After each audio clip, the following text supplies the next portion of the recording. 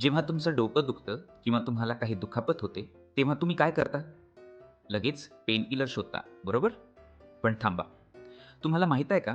तुमच्या खिशातल्या मोबाईलमध्ये एक असा पेनकिलर आहे, जो औषधापेक्षाही भारी काम करतो? हो, हे सायन्सने सिद्ध केलंय. जर तुम्ही ज्या व्यक्तीवर मनापासून प्रेम करता, त्या व्यक्तीचा फोटो पाहिलात, तर तुमची शारीरिक वेदना 40% पर्यंत कमी होऊ शकते. याला लव्ह ॲनेस्थेशिया म्हणतात. जेव्हा तुम्ही त्या व्यक्तीचा फोटो बघता, तेव्हा तुमच्या मेंदूचा रिवॉर्ड सिस्टम ॲक्टिव्हेट होतो आणि मेंदू नैसर्गिकरित्या डोपामाइन सोडतो. हे केमिकल एखाद्या पेन किलरसारखं काम करतं आणि वेदनेची जाणीव कमी करतं. म्हणजेच प्रेम हे खरंच एक औषध आहे. सो नेक्स्ट टाइम गोळी घेण्याआधी गॅलरी ओपन करा. तुमचा पर्सनल पेन किलर कोण आहे? नवरा, बायको, आई किंवा गर्लफ्रेंड? त्यांना खाली टॅग करा आणि सांगा, तू माझं औषध आहेस.